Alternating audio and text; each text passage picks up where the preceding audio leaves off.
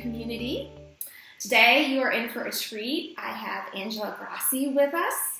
I first met Angela, I think, in 2014 at the PCOS Challenge Symposium. And I just immediately enjoyed talking to her, not just about PCOS, but about life in general. She's just a wonderful person.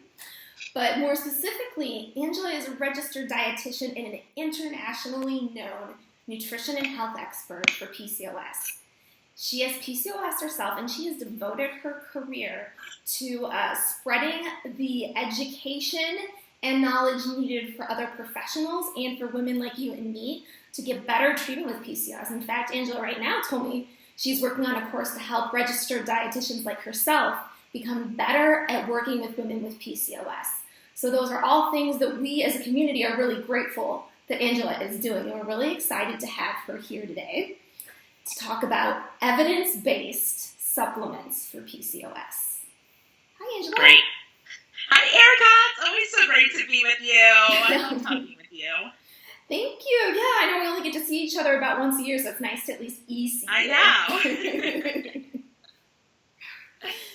So Angela, I wanted to first start off with, it doesn't take long if you're on Facebook looking at PCOS stuff for ads to pop up with supplement offers on them, and they make some big promises. And I always wonder, are they a little bit misleading? And exactly what would you say is the role of a supplement in your PCOS treatment plan? How would you define that? Yeah, so those ads and the marketing that are done to women with PCOS, you really have to be careful out there. Like anybody, any consumer, marketing is very clever. It kind of entices you to buy things that they think that you need or that they are trying to teach you that you need. But it's really important for women with PCOS to do their research and to look at what are the claims they're promoting. Look out for, are they promising quick fixes? Are they promising like a cure or a treatment? So supplements cannot cure or treat a disease. Mm-hmm. They are only used as adjunct to your current treatment approach. And for PCOS, that's definitely lifestyle changes. That is the primary treatment approach for PCOS. So it's really important to look at those claims. What are they trying to sell? And then if you are interested in trying it, look at what the research is showing. There is a great website. It's called PubMed.com. PubMed. PubMed, and it's the medical search engine. So if you're interested in searching like green coffee bean extract in PCOS, you can see what studies have been done, at least read the abstract about the findings. And then you can always go to the PCOS Nutrition Center, which is my website, which does provide evidence-based information. And I do have information on some of the best supplements for PCOS. And just full disclosure, we do sell supplements as well at the PCOS Nutrition Center. Yeah, I think that's a really good point that you bring up. A lot of women probably never think to go on PubMed. And if the first time you're on PubMed, you're like, well, I'm not a doctor, I don't belong here. But you can actually get a pretty good overall picture of whether or not something is the real deal just by looking at where it's been researched. Sometimes I'll type in something that's being advertised for PCOS and there's no research on it. And that's something to stay away from then. Yeah, exactly. Because, I think, gosh, well, if I haven't heard about that, I wonder if it's even real. And I'm on there the next thing. And then I'm on to sites like yours looking to see if I find research, I might go to your site and see how you digested the research, because it's really hard for me to just sit there and read 20 pages of data. Right. So I'd rather go to your blog. Yeah, I try and summarize. I try and stay up to date on the latest research. The other thing you want to look for is to make sure that they're high-quality supplements and that they're manufactured in an FDA-compliant facility. So that means the FDA comes in a couple times a year, usually about 4 times a year, and they inspect the facility and for quality and purity and accuracy. And it's always important, that you're going for those medical grade supplements. They do cost a little bit more, but that's why, because you're getting that FDA compliance. Yeah, I think that that's something that a lot of people don't even know about or would overlook, is that you get a lot of times you get what you pay for. You don't have to spend a ton of money to get a good supplement, because there are really expensive versions of supplements that aren't FDA compliant Right. too. So don't just go by the price tag.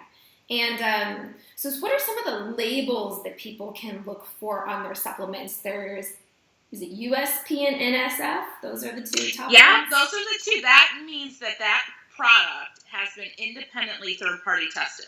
Mm-hmm. So that means somebody else outside of that organization, outside of that manufacturer, has come in and tested that product, and that it is exactly what they're promoting. So it's pure, it's got the right stuff in, and it's good quality stuff. Because otherwise, like, anybody can just put stuff in a bottle, stick a label on it, and say, this is my wonderful supplement for PCOS. It'll cure your PCOS. And so the FDA doesn't regulate supplements like they do medications. So with medications, the FDA has to, put companies through whole vigorous testing and patient trials and stuff. With supplements, anybody can just stick them out there. Yeah, so it is kind of like the Wild West, and sometimes the supplement companies in general get a bad name, but there are a lot of good ones out there too. But they are the ones that usually pursue these third-party tests. And right. The thing is to remember is if you are looking at a supplement you're interested in, you find research on it, and you find a product that was third-party tested, it might be worth a try. But if you can't find research and you can't find a brand that was third-party tested, would you say just go ahead and pass? Well, I mean, you can always make sure definitely that it's FDA compliant. So that means it's manufactured in what they call good manufacturer practices, GMP. So that they follow those GMP regulations specified by the FDA. And then, like I said, the FDA comes in and inspects the plants. Excellent. But if they take it one step further, it's good to look for those third-party independently tested products. Okay, I see. So GMP would imply, and you will see a GMP printed on a bottle. It'll imply the FDA has been involved in overseeing the manufacturing at some level. And so that's another good test. Okay. All right. So I think that covers just the basics for really making sure you get a good supplement. But I think the question that probably everybody is dying to get the answer for is, Angela, what are the supplements you say we should take for PCOS? And do they vary depending on the kind of presentation of PCOS you have? Exactly. So when I work with women at the PCOS Nutrition Center, we take an individualized approach. So I do a whole nutrition assessment. So we look at everything related to their health, whether that's looking at their diet, going through doing exercise, sleep, management, that, we take all that into consideration. And I also like to see a patient's blood work. So we can see, what kind of supplements are ideal for them. And depending if someone who's just trying to manage some of the symptoms related to PCOS. Okay. You cut out a little bit, so I'm going to summarize what I heard. That you like to look at the blood labs if you can. You want to look at her overall lifestyle, what she's eating, how well she's sleeping, and also what her goals are. Are there symptoms that are really getting in the way of her feeling her best? And maybe you need to prioritize those. Yes. Okay. That makes perfect sense. And then when you're going through, so you have the ability to collect all of this useful information and pick out the right supplements for an individual. If a woman doesn't feel like she has access to that level of like healthcare or consulting, depending on her insurance, is there a good way for her to approach? Are there some baseline supplements that just make sense for PCOS? Right. There's some core ones. I'm just going to plug this in because I just got an update warning I'm trying to get rid of here. Okay, there. So what we know is that women with PCOS are typically low in vitamin D. And we see that across the board. Okay. So women with PCOS are deficient in vitamin D for various reasons, but we know that vitamin D plays an important part in the health of women with PCOS. It can really help with ovulation and egg quality. So if someone is looking to conceive, they definitely want to up their vitamin D and get their vitamin D levels checked. It's also really good for inflammation. So women with PCOS tend to have low-grade inflammation. And that's part of the whole condition and why it's so difficult fighting a lot of these symptoms. It stems from that insulin and that inflammation. So we see that vitamin D plays a role in helping with that inflammation. So that's a key reason to think about taking more vitamin D. Another supplement that's really important, if any woman with PCOS is taking metformin or oral contraceptives, those have tendencies to deplete your levels of vitamin B12. Yes, that's a big, important thing to know because a lot of women aren't aware of that. Yeah, a lot of doctors still aren't aware of that, and there's good research now. We have long-term trial of studies that studied people for 13 years that were insulin resistant and took metformin. They were low in vitamin B12. Vitamin B12 is really important. A deficiency in B12 can cause permanent nerve damage. It can result in mood changes, memory changes. So it's important to get your levels of B checked every year by your doctor and to supplement your diet. So sometimes even taking a multivitamin that has B12 in it isn't enough to combat the effects of metformin or those oral contraceptives. So a lot of times you need an extra B12 supplement if you do take those medications. So that's something to look for. Okay.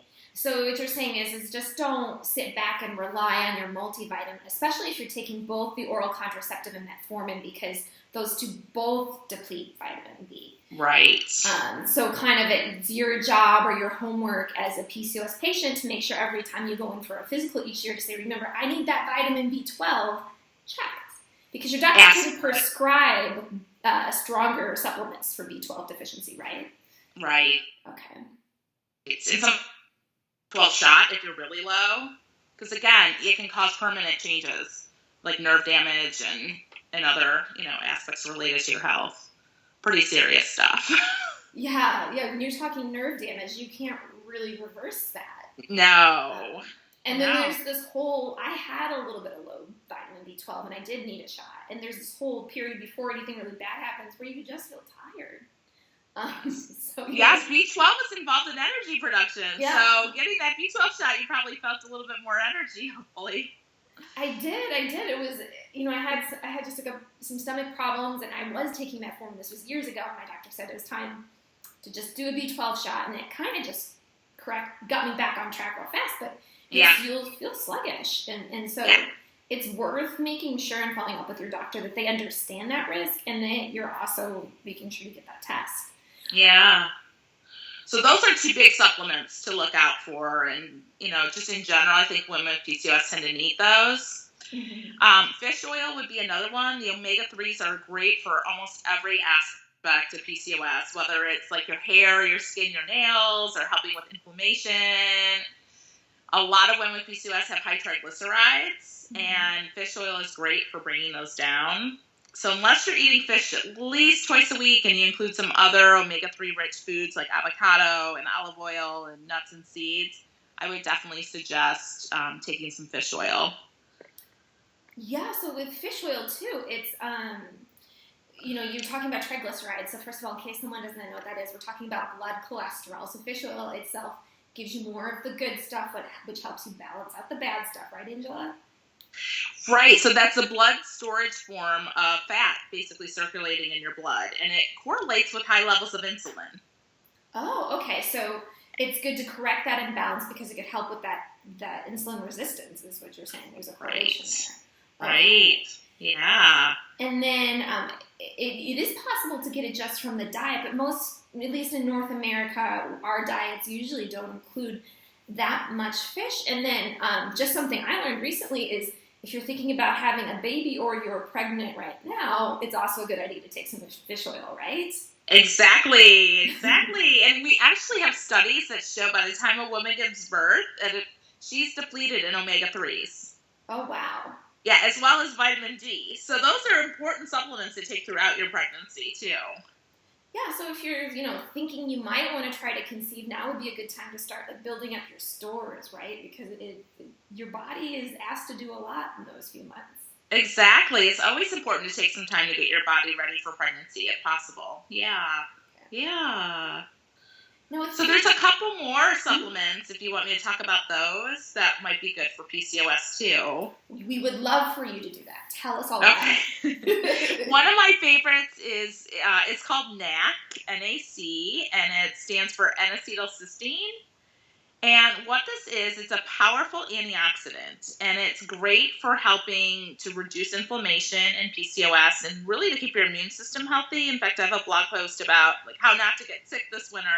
And one of my suggestions is to take NAC because it really helps to keep your immune system optimally functioning. So it's really good for that. And for PCOS, we see that it works as an insulin sensitizer, and it's been compared to metformin.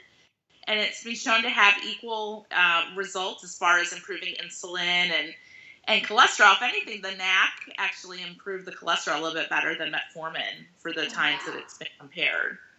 So it's a really great supplement if you are in need of some support with those aspects. If you have fatty liver, it's really good for that. And we do see, compared to a placebo, taking NAC can actually help your fertility and your ovulation. Awesome. So with NAC, it's a antioxidant, right? And it's also an amino acid. Yes. And it can help with improving your insulin sensitivity, which is kind of an inherent trait that women with PCOS have. That you can, that especially if you're a PCOS case with like a belly fat, that's a good sign, right? That's a sign. Struggles with the weight gain, strong cravings for carbs. That's a sign of insulin resistance. Low blood sugar.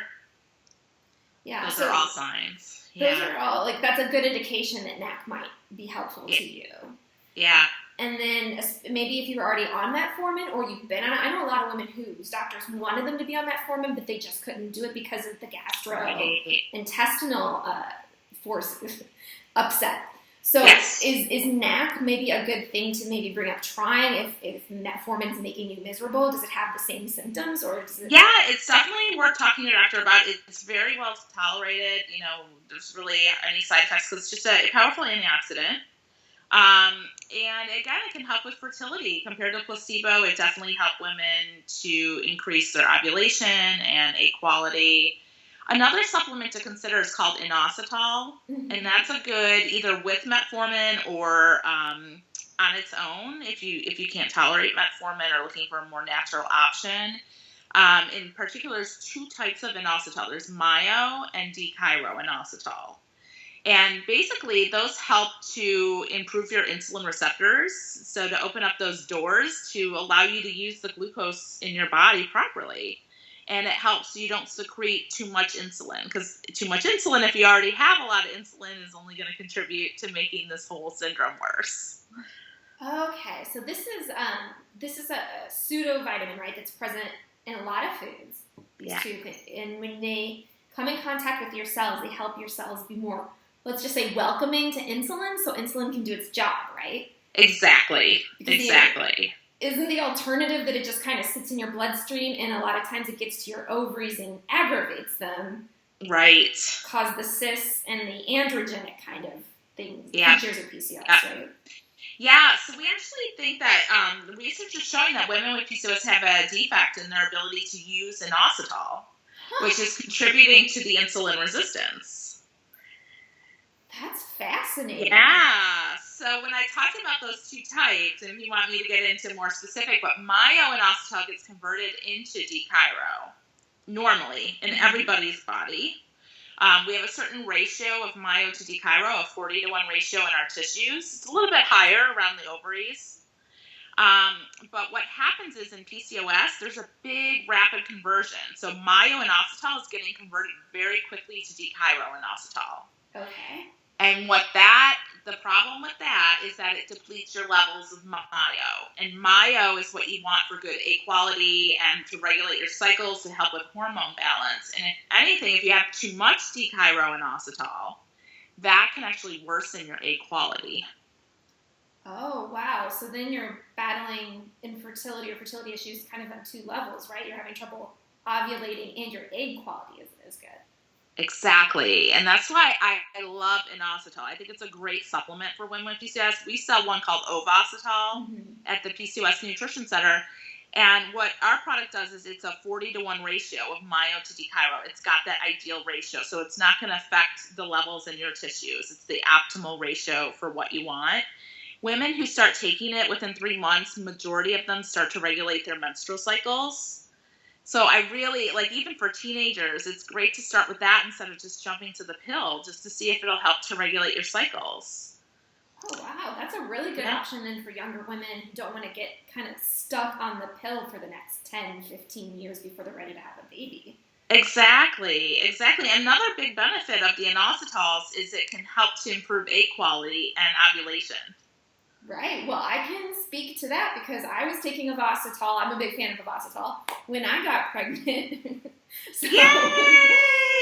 It works. Right? It works. It's like almost too good to, be true. I bet a lot of people are skeptical. I was skeptical myself. I take it, and it's really, I've noticed a huge improvement in my symptoms with PCOS. It's reduced my cravings for carbs. And, oh, me too. Big time.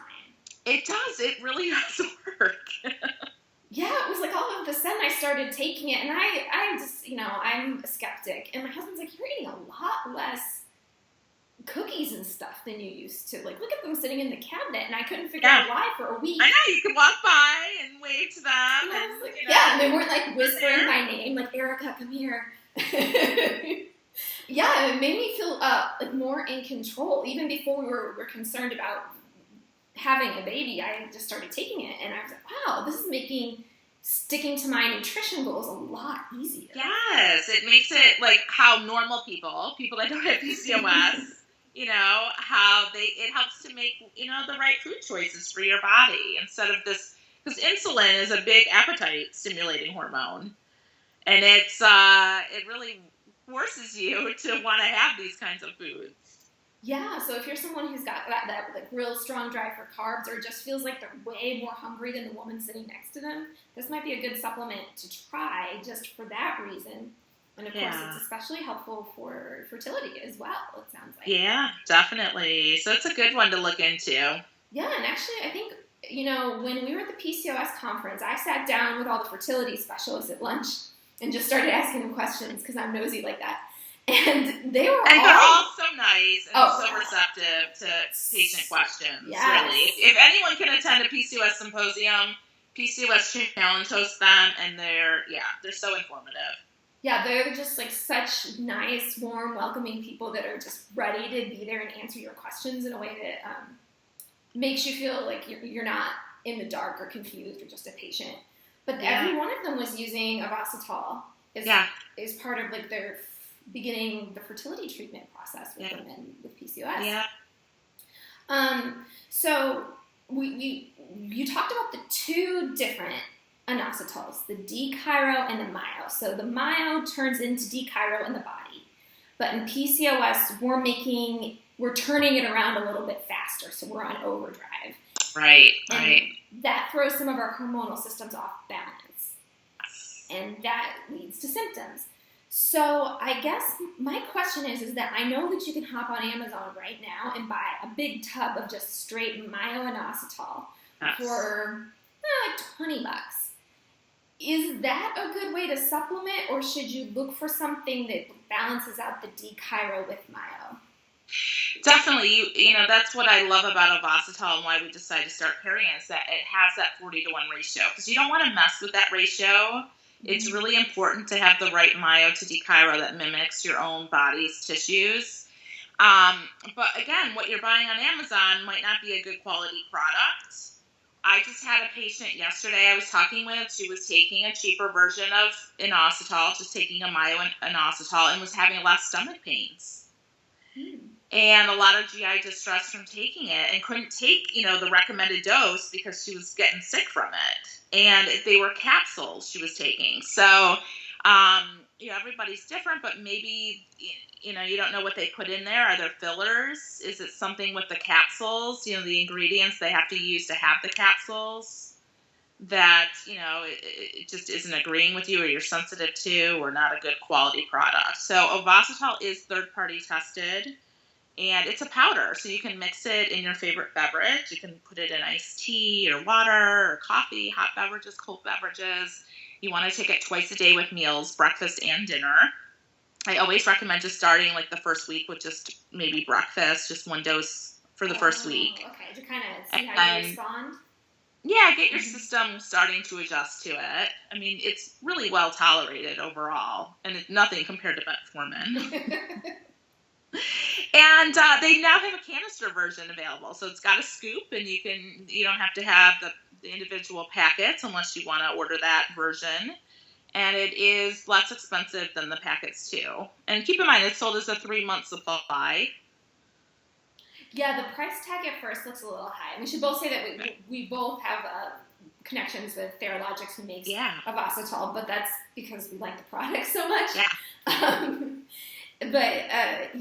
I've shopped around and I've looked for other ways to get Myo and D-Chiro 40-1. You can't really beat the price point of inositol right now. And the quality too. Quality too. Yeah. So I don't know of another inositol product that is third-party tested. Have you found one at all? No, because I'm having trouble with my European and Asian clients who they can't get it. They now have inositol in Europe. Oh, they do? That's good news. I think E-Vitamins sells it. I'm writing that down right now because that's like my big thorn in my side. Yeah, I know. A lot of people, everyone wants it. Yeah, I have clients who have American relatives who they'll ask them to bring over 3, 6, 9 months worth of inositol for them from overseas. I've looked a lot for their sake, and I haven't found anything that. It's always been like a hodgepodge of things we weren't quite sure of, and we were trying to make the right ratio, and it always ends up being like more expensive and kind of time consuming. So what I'm saying is kind of like we're saving you a lot of Googling. Yeah. Just go with the inositol. I know. Okay. So I want to go over real quick the frontline supplements that Angela just talked about. She talked about vitamin D because women with PCOS tend to be lower in vitamin D, and vitamin D is not something you can easily get from food, so it's something you kind of have to supplement. B12 and getting your B12 tested, especially if you are on metformin and birth control. And then we have inositol, NAC for short, and that's great for improving insulin sensitivity and the blood lipids that are associated with heart disease in women with PCOS, and it's better it improves egg quality and fertility in women with PCOS. And then inositol, which is also helps us become more sensitive to our own insulin, improves egg quality and fertility, and it's been widely reported by my clients, Angela and I, that it really helps with carb cravings big time. Yeah. So that's kind of like a good place, you think, for someone who wants to investigate supplements to start, then those are the cornerstones. Yeah, I mean, there are so many, and I actually have a webinar on my website. It's like popular supplements for PCOS, because you and I can literally talk about these. There's just so many for the next couple of hours. Exactly. And some of them evidence-based, some of them not so much. Yes, and that's an important thing to point out, is there are some supplements that are advertised for PCOS that are based off maybe like some sort of ancient practice or some sort of ancient traditional medicine, and they haven't been tested, and that doesn't mean they're bad, but it doesn't mean they're good either. Right. Right. And some of those can alter hormone levels too, so you got to be careful. Yeah, actually, I wanted to talk to you about that. Are there a few supplements that you've kind of seen in the PCOS world that you're like, ooh, you really shouldn't take that unless you're working with like a naturopath or a nutritionist or a physician? Right. I would definitely recommend under the supervision really for any supplements, and to definitely let your doctor know if you're taking any, but in particular ones that can have the ability to affect hormone levels would be maca, saw palmetto, and vitex, which is also known as chasteberry. Those can affect like luteinizing hormone levels. They can reduce androgens. They have been shown to do that, but we don't have a lot of good studies with these.